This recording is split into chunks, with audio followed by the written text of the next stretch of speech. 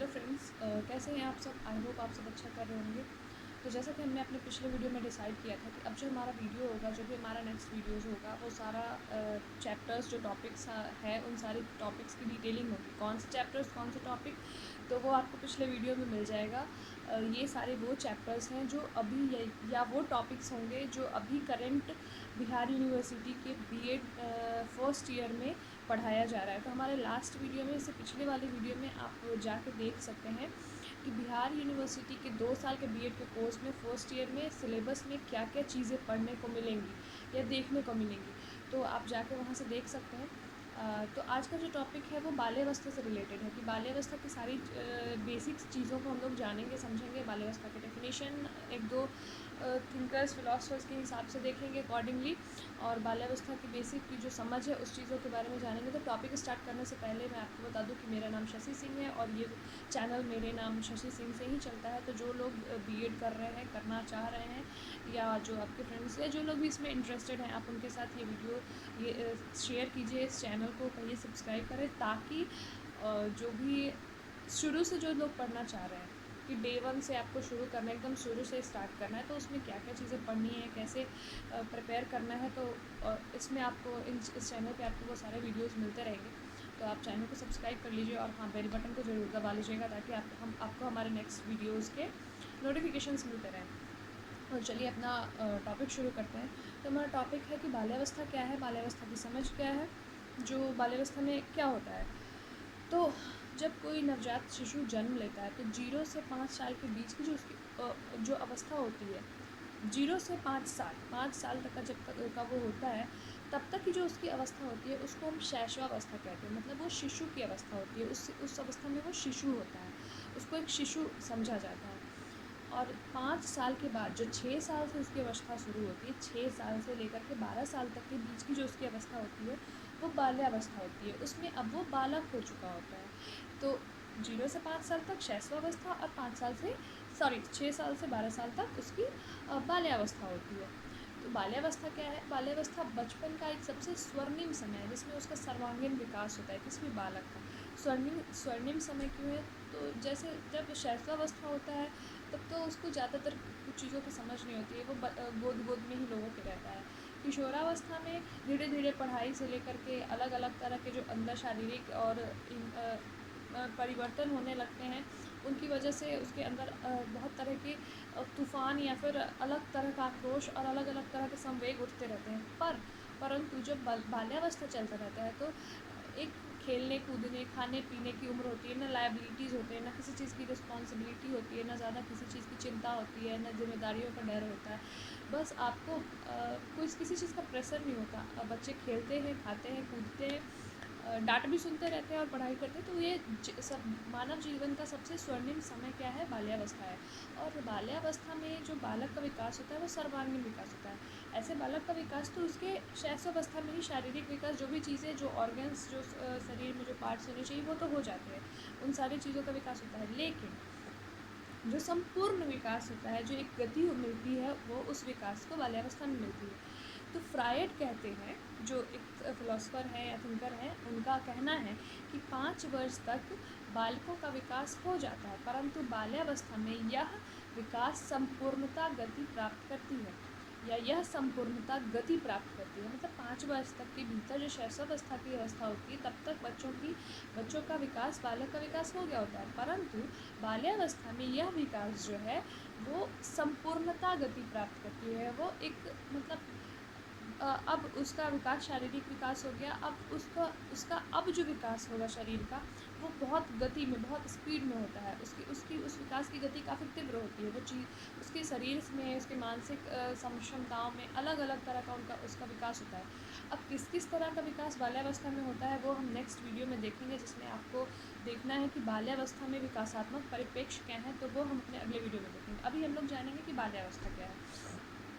तो बाल्यावस्था व्यक्तित्व निर्माण की अवस्था होती है। इसमें आदतों का, व्यवहारों का, रुचियों का, इच्छाओं का, उनके उनके प्रतिरूपों का निर्माण होता है। इस बाल्यावस्था में बच्चों की आदतों का निर्माण होता है। बच्चे अपने परिवार से पड़ोस में जाते हैं, पड़ोस से समाज में जाते हैं, समाज से स्कूल में जाते हैं। स्कूल एक समाज का लघु रूप कहा जाता है, क्योंकि उसमें विभिन्न जगह के सब बच्चे आते हैं, अलग अलग सोच वाले, अलग अलग उनके घर परिवार की स्थिति अलग होती है, किसी की आर्थिक स्थिति, सबकी आर्थिक स्थिति, सबकी अलग अलग तरह की स्थितियाँ होती है, सबका अलग कल्चर होता है, तो अलग अलग तरह के बच्चे आते हैं, अलग अलग घर से बच्चे आते हैं, इसलिए विद्यालय को एक समाज का लघु रूप कहा गया है।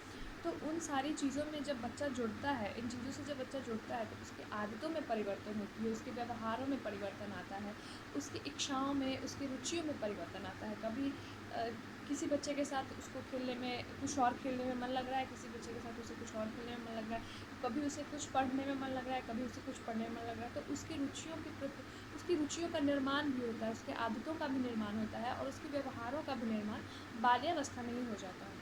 अब हम देखेंगे बाल्यावस्था की डेफिनेशन क्या है। तो पहले ब्लेयर, जोन्स एंड सिम्पसन के अनुसार जो डेफिनेशन है वो मैं बोल देती हूँ, आप चाहे तो उसे लिख सकते हैं। तो ब्लेयर, जोन्स और सिम्पसन का कहना है कि शैक्षिक दृष्टिकोण से बाल्यावस्था, शैक्षिक दृष्टिकोण से जीवन चक्र में बाल्यावस्था से अधिक महत्वपूर्ण और कोई अवस्था नहीं है। जो शिक्षक इस अवस्था में बालकों को शिक्षा देते हैं, उन्हें बालकों का, उनकी आधारभूत आवश्यकताओं का, उनकी समस्याओं का एवं उनकी परिस्थितियों का की पूर्ण जानकारी होनी चाहिए, जो उनके व्यवहार को रूपांतरित और परिवर्तित करती है। ये ब्लेयर, जोन्स एंड सिम्पसन के हिसाब से, अनुसार, उनके अकॉर्डिंग बाल्यावस्था की परिभाषा है। एक बार मैं फिर से दोहरा देती हूँ। शैक्षिक दृष्टिकोण से जीवन चक्र में बाल्यावस्था से अधिक महत्वपूर्ण और कोई अवस्था नहीं है। जो शिक्षक इस अवस्था के बालकों को शिक्षा देते हैं, उन्हें बालकों का, उनकी आधारभूत आवश्यकताओं का, उनकी समस्याओं एवं उनकी परिस्थितियों की पूर्ण जानकारी होनी चाहिए, जो उनके व्यवहार को रूपांतरित और परिवर्तित करती है। ब्लेयर, जोन्स एंड सिम्पसन के अकॉर्डिंग। इसका इंग्लिश वर्जन है, इसका इंग्लिश ट्रांसलेशन है, no period during the life cycle is more important than childhood from an educational point of view. Teachers who work at this level should understand children, their fundamental needs, their problems, and the forces which modify and produce behavior change. ये Blair, Jones और Simpson के according बाल्यावस्था की definition है। अब बाल्यावस्था के बारे में एक दूसरे थिंकर्स जो हैं, उनका क्या कहना है। कोल और ब्रूस के अनुसार, कोल और ब्रूस का कहना है कि वास्तव में माता पिता के लिए बाल विकास की इस अवस्था को समझना कठिन है। मतलब वास्तव में माता पिता जो है, उनके लिए बाल विकास की इस अवस्था को समझना कठिन है। This is indeed a difficult period of child development for parents to understand. मतलब बाल्यावस्था में का जो ये विकास का जो बाल्यावस्था में जो ये विकास की गति होती है, जो ये विकास होता रहता है, उन चीज़ों को समझना माता पिता के लिए कठिन होता है। पहले हमने देखा था कि ब्लेयर, जोन्स एंड सिम्पसन के अनुसार उन्होंने कहा था कि शैक्षिक दृष्टिकोण से बाल्यावस्था से महत्वपूर्ण अवस्था और कोई नहीं है। क्यों?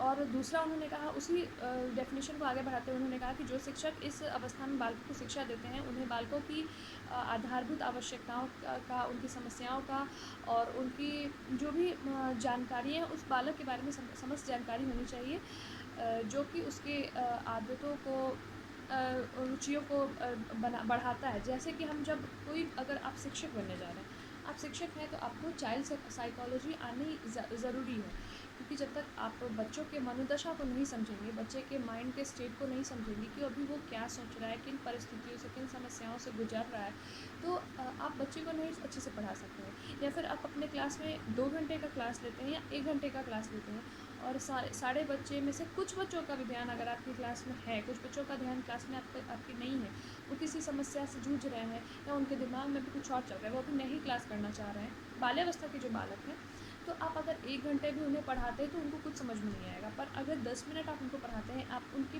माइंड के स्टेट को, उनकी मनोदशा को समझते हुए, उनकी समस्याओं को समझते हुए, उनकी आवश्यकताओं को समझते हुए और उन चीज़ों को पूरी करते हुए, उन चीज़ों को फुलफ़िल करते हुए, उन ज़रूरतों को फुलफ़िल करते हुए अगर आप उन्हें पढ़ाते हैं, उन्हें शिक्षा देते हैं, तो वो चीज़ उन्हें समझ में आती है। अब ये सबसे ज़्यादा महत्वपूर्ण शैक्षिक दृष्टिकोण से क्यों है? तो बाल्यावस्था में जो प्राइमरी लेवल की शिक्षा होती है, वो दी जाती है। अगर आपका प्राइमरी लेवल की शिक्षा आपकी अच्छी नहीं है, तो आप सेकेंडरी लेवल पे या हायर लेवल पे जब जाते हैं तो आपको चीज़ें समझ में नहीं आती हैं। जैसे कि अभी कोई बच्चा है, उसको अगर ABCD अच्छे से नहीं आ रहा हो तो वो A for Apple, B for boy लिखना पढ़ना नहीं सीख पाएगा, सीख भी लेगा तो उसे बहुत कठिनाई होगी। तो इसलिए प्राइमरी जो बेसिक चीज़ें हैं वो समझ में आनी ज़्यादा ज़रूरी है। तो इसीलिए उनका कहना है कि शैक्षिक दृष्टिकोण से भी बाल्यावस्था जो है वो संपूर्ण सारे अवस्थाओं में से सबसे ज़्यादा महत्वपूर्ण है। अब कोल और ब्रूस का कहना है कि वास्तव में जो ये अवस्था है उसमें जो बालक की विकास की प्रक्रिया चलती रहती है वो माता पिता को समझना कठिन है। हाँ, बिल्कुल कठिन है। अब देखेंगे हम लोग कि कठिन क्यों है। तो एक कप्पू स्वामी है, कप्पू स्वामी के अनुसार उनका कहना है कि जो बाल्यावस्था है उसमें अनोखे परिवर्तन होते रहते हैं। कभी कुछ अब उसमें बाल्यावस्था में जो 6 साल से 12 साल के बीच की उम्र है, उनमें कई तरह के परिवर्तन बच्चों के में देखने को मिलते हैं, बालकों में देखने को मिलते हैं, जिस वजह से उन परिवर्तनों के कारण माता-पिता को ये चीज़ समझना कठिन हो जाता है कि बालक में किस तरह की विकास हो रही है। अब अगर कोई भी चीज़ कांस्टेंट वे में एकदम एक जैसा स्टेबल है तो आपको समझ में आएगा कि अच्छा ये चीज़ इस तरह से है। पर अगर उस चीज़ में हमेशा उतार-चढ़ाव या उसमें अलग-अलग परिवर्तन देखने को मिले तो आप उन चीज़ों को जल्दी समझ नहीं पाते हैं। और माता-पिता इसी वजह से उनमें उनके बालकों के अंदर जो परिवर्तन होते रहते हैं, इस वजह से माता-पिता को बाल्यावस्था को समझना या बाल विकास को समझना थोड़ा कठिन होता है। अब ये कठिन क्यों है और किस-किस तरह के परिवर्तन कैसे-कैसे देखने को मिलते हैं वो हम देखेंगे। तो 6 साल की उम्र में जो बालकों का स्वभाव होता है वो उग्र होता है। उसमें वो ज़्यादातर किसी भी सवाल का, किसी भी बातों का जवाब या तो ज़्यादातर ना या नहीं में देते हैं। मतलब 6 साल का उम्र का जो बालक होता है वो उग्र स्वभाव का होता है। आप उससे कुछ भी पूछेंगे या माता-पिता या जो भी उनसे कुछ पूछते हैं, आप जानना चाहते हैं, उनसे बैठ के बात करना चाहते हैं, उन्हें अपने पास बिठाना चाहते हैं, तो वो सीधा बोलेंगे ना, नहीं, नहीं बैठूँगा, नहीं करूँगा, नहीं खाऊँगा। ऐसे उनका हर चीज़ में उनका ना, नहीं में जवाब होता है क्योंकि उनका स्वभाव उस वक़्त उग्र होता है। अब जब वो 7 साल के होते हैं तो 7 साल की उम्र के जो बालक होते हैं उनका स्वभाव काफ़ी उदासीन होता है। मतलब वो चाहते हैं, अकेले रहना चाहते हैं, एकांत में बैठना चाहते हैं, शांति से रहना चाहते हैं, ज़्यादा लोगों के साथ घुलना-मिलना नहीं चाहते रहते हैं। तो अभी 6 साल में उनका स्वभाव एकदम से उग्र था और 7वां साल जो होता है वो उसमें उनका स्वभाव एकदम उदासीन हो जाता है। वो एकदम शांत अकेले रहना पसंद करते हैं। तो ये परिवर्तन उसमें होता है। 8 साल की उम्र के जो बालक होते हैं, उनके अंदर अपने आस-पड़ोस के बालकों से या अन्य बालकों से सामाजिक संबंध स्थापित करने की प्रबल भावना होती है। मतलब वो स्कूल में जाते हैं तो उनके अपने ग्रुप्स बनते हैं, आस-पास के दोस्तों के साथ उनके ग्रुप्स बनते हैं। घर में ही अगर बच्चे मतलब जो जिन उनको ना अपने सामाजिक अन्य बालकों के साथ सामाजिक संबंध स्थापित करना होता है। वो चाहते हैं कि सब मेरे दोस्त बने, मैं सबके साथ खेलने जाऊँ। अगर सारे बच्चे बाहर खेलने जा रहे हैं तो वो भी अपने माता-पिता से पूछ के या फिर उनको कभी-कभी बिना बताए चोरी-छुपे भी चले जाते हैं कि जाके मैं भी उनके साथ खेल के आऊँ। स्कूल में भी वो पढ़ने जाते हैं, जब विद्यालय में वो जाते हैं तो विद्यालय में भी हर बालक का अपना एक अलग ग्रुप हो जाता है, एक अलग समूह में बँट जाते हैं वो। तो वो समूह में रहना पसंद करते हैं और उस वक़्त वो उनकी दोस्ती होती है, लड़ाई झगड़े होते हैं, फिर वो उन लड़ाई झगड़ों को उनको ठीक करने की भी कोशिश करते हैं। तो इस तरह से जो 8 साल का बालक जो होता है उसके अंदर हम देख सकते हैं कि उस वक़्त जो उनका स्वभाव होता है, वो होता है कुछ इस तरह कि वो अन्य बालकों के साथ सामाजिक संबंध स्थापित करना चाहते हैं। उस टाइम ये भावना उनके अंदर प्रबल होती है। अब 9 वर्ष से 12 वर्ष के बीच के जो बालक होते हैं, उनके अंदर स्कूल में कुछ आकर्षण नहीं रह जाता है। वो स्कूल जाना उतना पसंद नहीं करते हैं। स्कूल के अंदर उनका कोई आकर्षण नहीं होता है। वो चाहते हैं कि इस कम उम्र में ही कोई महान और कोई रोमांचकारी काम कर लें। जैसे कि एक बहुत पहले जब हम लोग भी छोटे थे तब एक शक्तिमान सीरियल आया था। तो उस वक़्त काफ़ी बच्चे शक्तिमान देख-देख के अपने छत पे से कूद जाते थे क्योंकि उनको लगता था कि वो भी ऐसे गोल घूम के कूदेंगे तो वो शक्तिमान की तरह उड़ने लगेंगे। तो इस तरह के मतलब इस उम्र के जो बालक होते हैं 9 से 12 वर्ष के बीच के जो बालक होते हैं, उनके अंदर स्कूल में कोई आकर्षण नहीं होता। वो नहीं चाहते कि वो स्कूल जाएँ या फिर रेगुलर सुबह उठना है, तैयार होना है, नहाना-धोना है, स्कूल जाना है और फिर स्कूल से आना है। एक रूटीन में वो नहीं चाहते हैं कि एक नॉर्मल सी लाइफ़ हो। वो चाहते हैं कि वो उस कम उम्र में ही एकदम बहुत महान कोई रोमांचकारी और एकदम कुछ ऐसा काम करे जिससे सारे लोग उनकी वाहवाही करें या उनकी तरफ उनका सारे लोगों का ध्यान जाए। तो इस तरह का उनका परिवर्तन होता है। 6 साल में वो बहुत उग्र स्वभाव के होते हैं, ना या नहीं में उत्तर देते हैं। 7वें साल में वो उदासीन होते हैं। 8वें साल में उनका स्वभाव अपने आसपास के बालकों के साथ सामाजिक संबंध स्थापित करने का होता है। 9 से 12 साल की उम्र में वो चाहते हैं कि वो कोई बहुत महान, कोई रोमांचकारी काम कर दे। तो इस तरह के परिवर्तन बालकों में देखने को मिलता है। इसी वजह से ये कप्पू स्वामी ने बताया है कि उनके द्वारा, उनके अनुसार इस तरह के परिवर्तन बालकों में देखने को मिलते हैं। इसी वजह से माता-पिता जो हैं वो बालकों के विकास को उतने अच्छे से समझ नहीं पाते हैं या समझने में उन्हें कठिनाई होती है। अब सामान्यतः हम लोग जानते हैं 6 से 12 वर्ष के बीच की जो अवस्था है उसे हम लोग बाल्यावस्था कहते हैं। अब कुछ लोगों ने इस अवस्था को अपने अनुसार अलग-अलग नामों में नाम दिए हैं। जैसे कुछ लोगों का कहना है कि ये प्रारंभिक विद्यालय आयु होती है, मतलब एलिमेंट्री स्कूल एज होता है। क्यों? क्योंकि 6 वर्ष से ज़्यादातर सभी बच्चों की शिक्षा, प्रारंभिक शिक्षा, प्राथमिक शिक्षा 6 वर्ष से शुरू हो जाती है। तो इसीलिए कुछ लोगों का कहना है कि ये प्रारंभिक स्कूल एज है, मतलब एलिमेंट्री स्कूल एज है, प्रारंभिक विद्यालय आयु की अवस्था है, मतलब इसमें प्राथमिक शिक्षा बच्चों की, बालकों की शुरू हो गई होती है। कुछ लोगों का कहना है कि ये एक स्फूर्ति अवस्था होती है, मतलब स्मार्ट एज होती है। स्मार्ट एज क्यों? क्योंकि इस एज में बच्चों के भीतर काफ़ी स्फूर्ति होती है। आप देखेंगे कि जब घर में कोई गेस्ट आते हैं और कोई अगर बच्चा उस एज का है, तो अगर गेस्ट किसी बड़े बच्चे से बोलते हैं जो किशोरावस्था में है या वयस्कावस्था में, या किसी से भी अगर एक गिलास पानी मांगते हैं, तो वो जब तक सोचते हैं कि उठें, पानी लाएं या फिर दूसरे बातों में उलझे हुए होते हैं, तब तक वो छोटा बच्चा जाके पानी लेके आ जाता है। तो उसके अंदर ये स्फूर्ति होती है, हर चीज़ों को करने का ललक होता है, चीज़ों को जानने की, समझने की, खेलने की, दौड़ने भागने, हर चीज़ों में, मतलब उस वक्त एक अलग एनर्जी होता है, एक अलग स्फूर्ति होता है। हर तरह से वो उसकी विकास की एकदम गति बहुत एकदम संपूर्ण गति होती है। तो इस वजह से उनके अंदर एक स्फूर्ति होती है, जिस वजह से कुछ लोगों ने इसे स्फूर्ति की अवस्था, मतलब स्मार्ट एज भी कहा है। कुछ लोगों का कहना है कि ये डर्टी एज है, डर्ट एज है, गंदी अवस्था है। अब गंदी अवस्था क्यों कहा है? जब बच्चे खेलने जाते हैं तो वो बाहर के अपने दोस्तों के साथ खेलने गए, मिट्टी, बालू, कीचड़ सब चीज़ लगा के आ गए।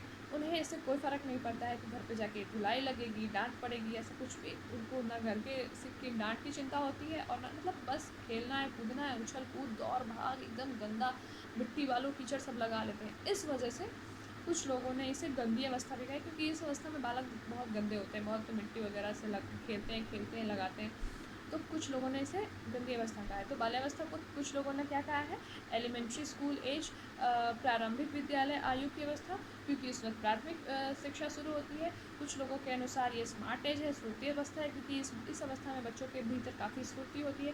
कुछ लोगों के अनुसार ये डर्ट एज, मतलब गंदी अवस्था है, क्योंकि इस अवस्था में बालक बहुत गंदे होते हैं, क्योंकि उछल कूद, खेल कूद करने की वजह से उनके शरीर पे गंदगी लग जाती है। तो ये हमारा आज का टॉपिक है। ये बाल्यावस्था की कुछ बेसिक चीज़ें हैं, जो उसका डेफिनेशन है, बाल्यावस्था क्या है, इस बारे में ये टॉपिक तो यही ख़त्म होता है। अब हमारा नेक्स्ट टॉपिक जो होगा वो बाल्यावस्था में विकासात्मक परिप्रेक्ष्य, बाल्यावस्था के विकासात्मक परिप्रेक्ष्य के बारे में हमारा नेक्स्ट वीडियो आएगा। तो उसमें मतलब हम आपको बताएंगे, आपको जानकारी मिलेगी कि किस तरह के विकास बाल्यावस्था में देखने को मिलते हैं। तो जुड़े रहिए हमारे चैनल के साथ, सब्सक्राइब कीजिए हमारे चैनल को। वीडियो अगर आपको पसंद आया हो तो लाइक कीजिए, अपने फ्रेंड्स के साथ, लोगों के साथ शेयर कीजिए, ताकि और लोगों के पास भी ये जानकारी जाए। और हाँ, सब्सक्राइब बटन दबाने के बाद बेल बटन दबाना ज़रूर ना भूलें, ताकि बेल बटन से आपको जो भी नोटिफिकेशन है वीडियोज़ के वो मिलते रहें बेल बटन दबाने के बाद। और हाँ, कोरोना वायरस का भी समय चल रहा है, तो आप बेवजह बाहर ना घूमें, घर पे रहें, स्टे होम, स्टे सेफ और स्टे हेल्दी, स्टे फिट। नमस्कार, धन्यवाद। मिलते हैं अपने अगले वीडियो में। Have a good day.